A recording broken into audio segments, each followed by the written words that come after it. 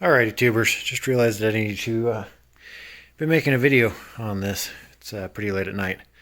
This is the end of this day. We got the engine. This is the original engine that came out of the Beetle. Got a light here we can use. Let's look for a light, and there's one right in front of me. Alright, so we've got an updated alternator type. Alternator instead of generator. It's got the external voltage regulator, so it's an older one. It's made by Motorola, which is kind of cool.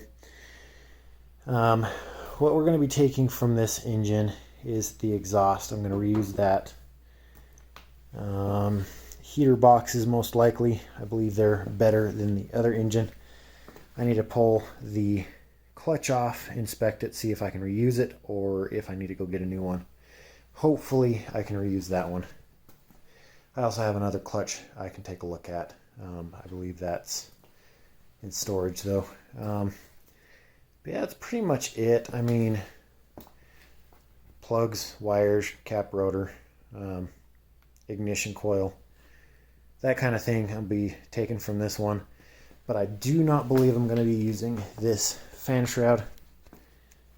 This is a non-dog house style fan shroud. I don't believe I'm going to be using this one. Interesting thing is too, I don't believe there's any oil cooler inside. Nope, there's no oil cooler inside that housing. So on the Beetle, it was sent out. Let's see which one was out. I believe this is out. It would go out to the oil filter, then from the oil filter, looping up and around to the top of the car, and then it'd go from the top of the car back down into here and back into the case. And I think I already covered it. The top of the car had the oil cooler on it, which works when you're moving, but it doesn't make sense to come to a stop and you're just going to start getting warm. So what I'm going to be doing, this is the new engine that I picked up for a pretty good price. Now this guy was out of a racing, not a sand rail. It's like an off-road buggy. It was built for a class. Now I picked it up for a good price. That's why I picked this guy up. I'll run this for a while. I will be building another engine for it. And whether I continue to use this one and use the other one as a spare, or I put the other one in here and use this guy as a spare. But we need to do a compression test on this. Make sure the compression is not too high so I don't have to run racing fuel. If it is, we're going to have to shim the cylinders or shim the head. I can't remember which you shim. I was talking to engine builders the other day. I spaced it. So this has been stored with no oil in it. It's been about 4 years. It does move. I was cranking it over just a second ago. I've got some fogging oil. I'm going to spray in the cylinders. I'm actually going to turn the block up sideways. No oil in it still. Put fogging oil in the cylinder so it goes all the way around the piston. Let it soak for a second and then flip it to the other side and do the same to the other side. Make sure I've got lubrication in the cylinders. And then we're going to go ahead and crank it up on the engine stand. I'm going to get the starter put in here. Then crank it till we see oil pressure.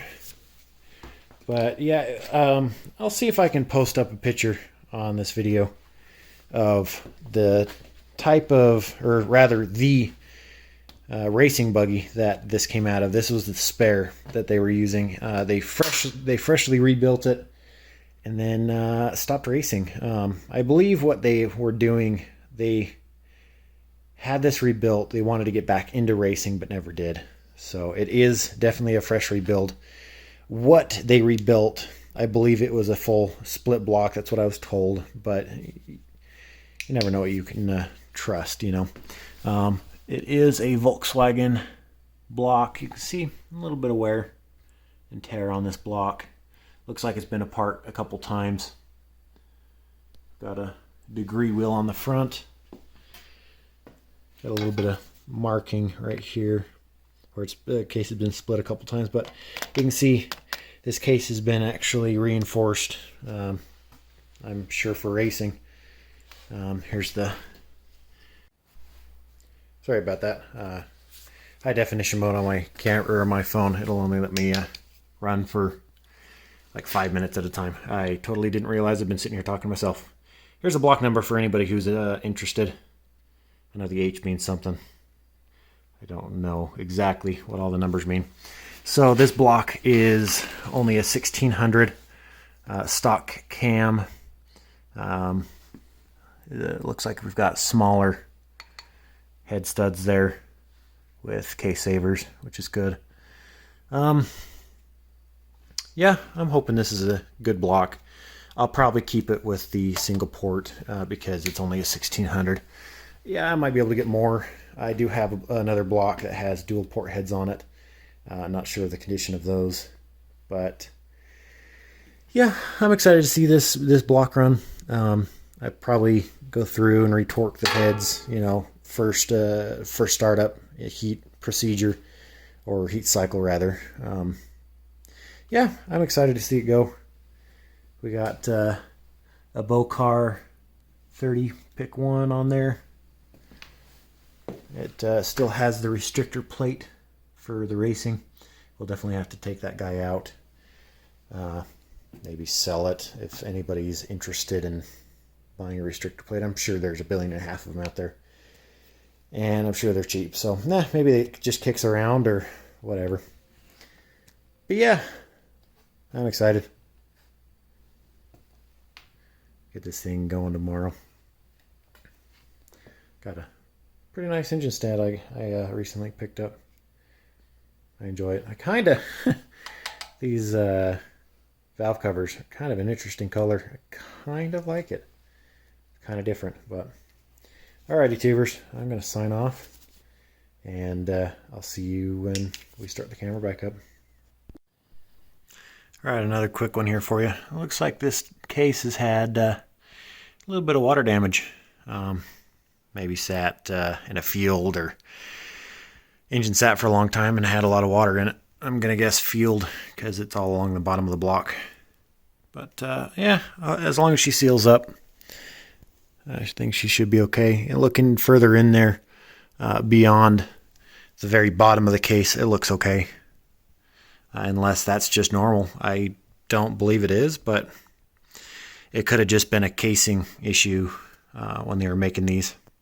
Not sure. Yeah, it just doesn't seem normal to me. Anyways, looking inside there, I don't know if you guys can see it. There is a windage tray in there as well. From what I've been told, windage trays are great for racing, but they can be kind of troublesome because they can and will eventually contact the camshaft unless you cut holes for them. Cut holes for the camshaft, but yeah, it looks okay.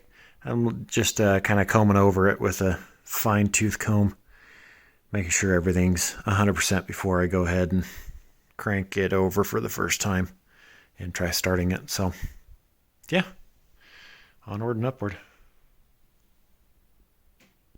Alrighty, tubers, we got this guy. This is a part engine I picked up for really cheap, actually. There's plenty of good parts on it.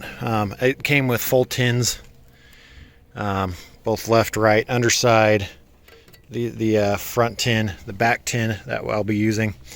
But it came with all the tins that you need, or that I need for this build, which is nice. The tins alone are worth more than what I paid for the block itself, so I'm pretty happy about that. This is a dual port, probably 1600, probably larger actually, looking at it, but I bought it dirt cheap, really didn't know anything about it. Guy just said, you know, it did run at one point, but it was spewing oil out. Whether that's the reason why it was spewing oil out or there was another reason, but I was trying to crank it over by hand yesterday, and you could get it to crank this way a little bit and it would stop. You can crank it the opposite direction as much as you wanted. You crank it this way and then it would stop. Well, it finally got to the point where it would just crank. So I don't know if there's something wrong internally in this or not, but yeah, I just already, off camera this morning, I pulled this tin off. I stole the oil cooler off this because mine doesn't have it. And I pulled the rear tin and the fan. And then I will be taking this guy as well because it's got the cutout for the doghouse cooler. So, sweet. Alrighty, tubers. So that's the tins I stole off that dual port engine. Got the oil cooler and everything else. I don't know if I covered it in my last video, but it's kind of interesting. There's no cooler inside the fan shrouds, or inside this fan shroud. It was set up to go to the top of the car. The other cooler is still there. And this is actually how this guy was set up as well. It's got one of those external oil cooler adapters on there, but I will be putting a doghouse cooler with the doghouse fan shroud and tins fan. But I will be running these oil lines to the oil filter, up to the other cooler, and back down again. So I'll run it that way. I'll see if I can get a temperature gauge and monitor the temperature of the oil, make sure it doesn't get too cold. But yeah, that's how I'm going to run it. I do believe this case has been full flowed. So yeah, sweet. Alrighty, tubers. So we got the fan shroud off this guy. Started picking more parts off it. We're going to be using this intake manifold. The intake, let's see, I don't know where it is. The other intake manifold, this part's actually broken. This whole part's missing off one of the sides. So we're going to be using this intake manifold, throwing it on the engine we're building. But I pulled the fan shroud off because I need the alternator. And hopefully it's good. It makes a little bit of noise. I don't know if you can hear it. I'll have to inspect it a little bit closer, see if I can still use it. It was producing power, I'm pretty sure, so I'm just going to try to use it. But if anybody knows anything about Volkswagen engines, they're air-cooled, and there's air that's supposed to pass in through here somewhere. I don't think air can pass through that. I had this poor thing running for like 10-15 minutes at a time with cylinders that look like that. I didn't even think about it. Now I've learned to check cylinders on vehicles you don't know. I can't believe that though. Yeah, that's bad. So yeah, we're gonna continue on here. We've got, it's sitting over there. Got new gaskets on it. We're moving along. Got the generator stand off. We're going to be putting that alternator stand on there. But it says Volkswagen, so I'm guessing it's a generator stand that works with this guy. Whatever. Well, continue on. Alrighty, tubers, just a quick video here. It's going to be the end of the night. Just pulled the carburetor off. I haven't looked inside it yet. But here's that restrictor plate that I was talking about for the class that they were in, what they were racing. This is on that boat car. I'm going to see if that carburetor's good. I'm going to pull the top off and see if it's clean inside. This is how far we've gotten. We've had some setbacks. We've had to put stuff on, take things off, put stuff on, take things off. I stole the tins from the engine in the back of my truck and didn't put two and two together and realized that it was dual port tins, not single port tins, so they didn't fit quite the same, and the one was bent to heck. So I pulled the tins off of that engine, put them on here, and realized that the breather tubes on the top of the valve covers were stopping it from fitting with regular tins. So I went ahead and used those really crappy looking chrome tins. I scrubbed them up, cleaned them up, put the intake on. I've got it not tight on this side, just in place, and we are a ways off on this side. As you can see, there's that much space in between there. I noticed on the original intake it was cut right here and put together with a tube. I'm guessing that's what they had to do because this block is shorter somehow. That's what's making me also think again that it is going to be a really high compression block. So before I go any further with this, I need to do a compression test on it. I need to put some oil in it.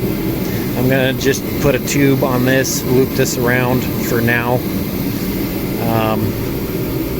But I need to get a compression test on this and see what my compression is. I'm not able to pull the heads and figure out the compression ratio that way. I can, but I really don't want to pull this engine apart. So I'm going to do just a compression test on this and see what it tells me. If it's pretty good compression, I'm going to go ahead and keep pushing it, putting it together, running it for the first time, doing a break-in sequence on it, and checking the compression again.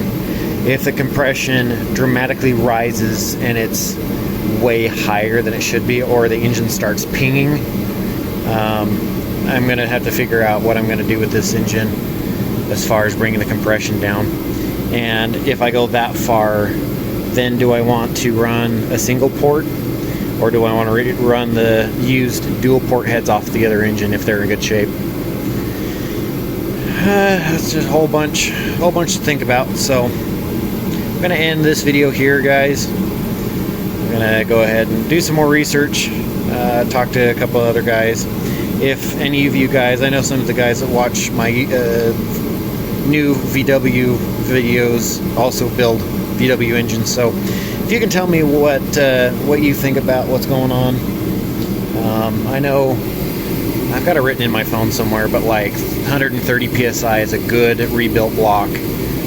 Anything above that, closer to 175 or 180, that's going to be high compression. That's racing fuel only, that type of thing. So I'm just trying to figure out what I can do, because I really don't want to pull this apart, but I will if I have to. So here's hoping. I got the heater boxes and everything on. I'm done for the night. I've been working on Toyotas and Subarus and Volkswagens all in one night, so just got a timing belt done on another Subaru. So have a good one, tubers. I hope you have a good week, a good month, a good year. See you in a little bit. Bye.